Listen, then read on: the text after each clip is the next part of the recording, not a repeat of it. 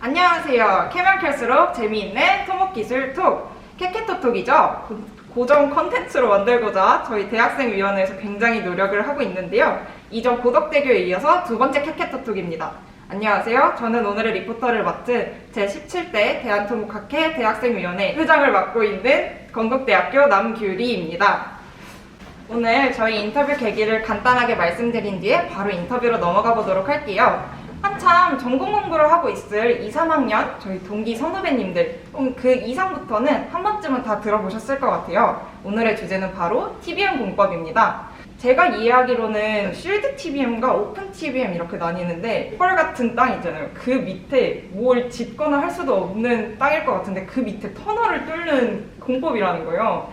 그래서 그게 참 신기해가지고 집중해서 들었던 기억이 나는데요. 고도의 기술 집합체이다 보니까 학부생 전공에서는 되게 막 그 내용을 상세하게 배우거나 이게 뭘 하는 건지 이게 뭐 사례가 어떤 게 있는지 그렇게 자세하게 배울 수는 없었거든요. 그게 참 아쉬웠는데 오늘 저희 캐캐토톡은 한국건설기술인협회에 아주 감사하고 빵빵한 지원으로 귀한 선배님을 모실 수 있었습니다. 바로 소개해드리도록 할게요. SK건설의 김태권 박사님입니다. 네, 안녕하세요. 저는 SK건설의 현재 에코 인프라 솔루션 3팀을 맡고 있는 김태권입니다. 저는 이제 그 설계사에서 3년 정도 근무하고 시공사에서 현재 20년 정도 근무하고 있고요. 쉴드 TBM은 제가 터키 유라시아 터널 현장에 있을 때부터 접근을 했고 지금 현재 기계화 시공 관련된 전담 팀을 맡고 있습니다. 자, 어떤 이야기들을 해주실지 정말 기대가 되는데요. 답변 혹시 인터뷰 도중에 답변해 주시다가 문득문득 재미있는 에피소드 생각나시면 같이 말씀해 주시면 감사드리겠습니다. 쉽게 알 수가 없는 내용이다 보니까 되게 사소한 얘기라도 저희한테는 되게 피가 되고 살이 될 것 같은 그런 느낌입니다. 그러면 바로 시작해 볼까요? 네. 첫 번째 톡입니다. 먼저 TBM 공법이 무엇인지 좀 소개를 해주실 수 있을까요? TBM은 터널 보링 머신의 약자고요. 터널을 기계를 이용해서 불착하는 그런 공법이 되겠습니다. 크게 보면 이제 그 그리퍼 오픈 TBM과 쉴드 TBM이 있는데 재밌는 건 쉴드 TBM은 사실 동물을 자연에서 아이디어를 얻었어요. 영국 템즈강하구에 있던 그 좀조개에서 쉴드 TBM 공법의 아이디어를 얻었습니다. 즉 자연에서 나온 아이디어입니다. TBM 공법의 장점과 단점이 어떻게 되는지 좀 알려주실 수 있을까요? 네, 보통 터널을 굴착하는 방식에는 발파하고 이렇게 기계식 굴착 방식이 있는데요. 발파 공법에 비한 장점은 가장 큰 것은 소음과 진동이 적고요. 그 다음에 더 큰 것은 더 빠르고 더 안전한 장점이 있습니다. 즉, 더 faster, 더 safer가 되겠고요.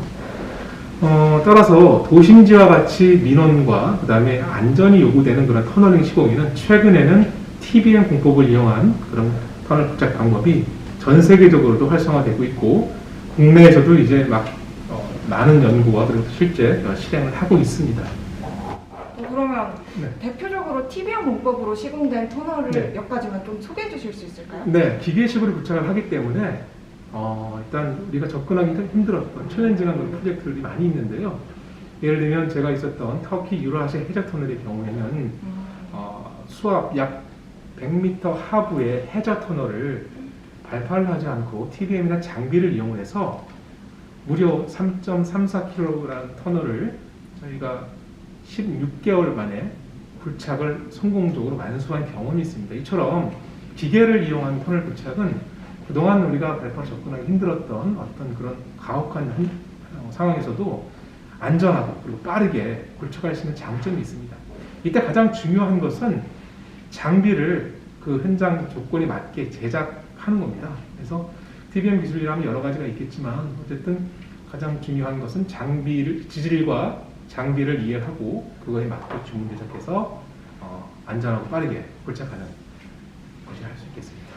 그러면 이게 유라시아 해저 터널을 사례로 언급을 해주셨는데 100m 아래면은 저희가 보통 사람이 수심 10m 이하로 내려가면 기압이 올라가잖아요. 그렇죠. 그 10배 밑에를 발파나 이런 거 없이 이걸 뚫을 수 있는 기술이라는 거네요? 네네, 그렇습니다. 특히 그 유라시아 해저 터널의 경우에는 지반 조건이 안반도 있지만 토사 지반이 한 3분의 1 정도 됐습니다.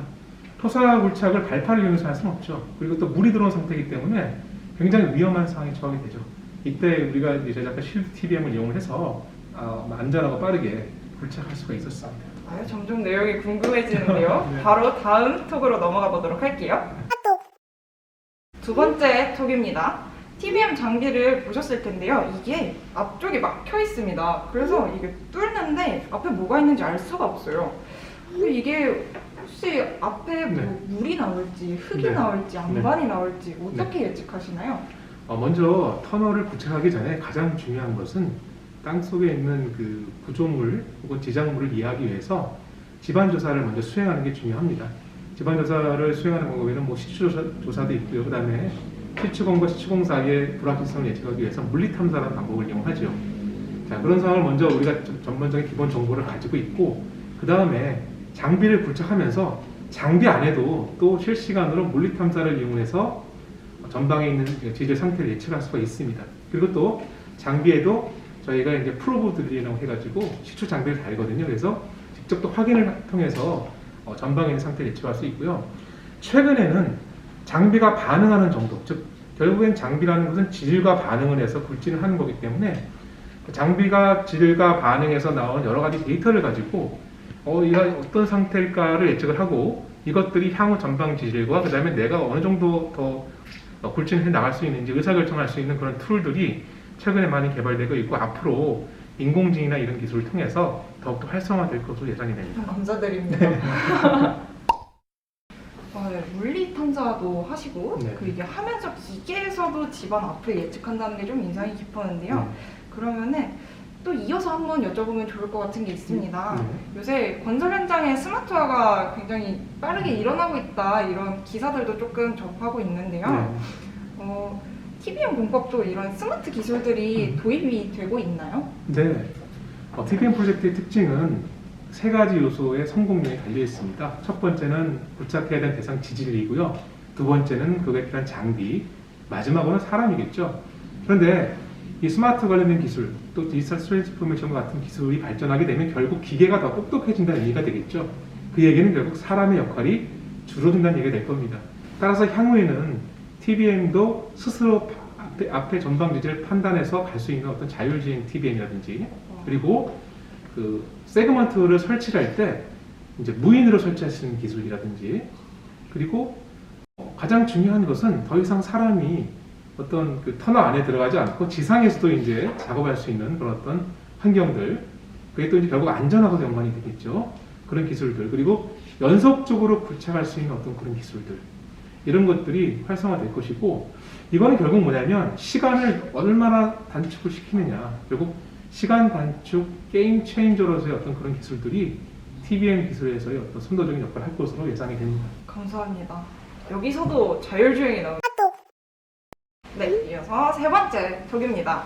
TBM 공법은 나튼 공법에 비해 비용이 비싸다, 이 공법은 비싸다, 이런 얘기를 조금 자주 접했거든요. 네. 근데 이게 비싼 이유가 뭘까 조금 얕게 찾아봤었는데, 이 장비가 일회성이라는 것 때문에 비싸다라는 의견도 조금 있으시더라고요. 네. 이게 맞는지, 네. 정말 일회용이어야 했던 건지, 이게 정말 장비를 이게 한 번 뚫고 버린다는 게 말이 되나 싶은 생각도 있거든요. 네. 이 부분에 대한 궁금증을 조금 답변해 주실 수 있을까요? 네. 사실은 그 TBM 공법의 약간 장점이 약간 더 빠르고 더 안전하게 말씀을 드렸는데요. 터널 연장이 어느 정도 이상 길어지면 그것과 상관없이 TBM 공법이 훨씬 더 장점이 많습니다.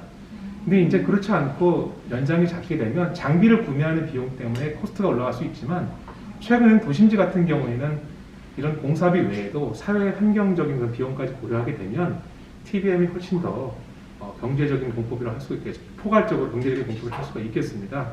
그 일부 선진국의 경우에는 TBM 장비를 재활용하는 것을 더 권장하고 있습니다.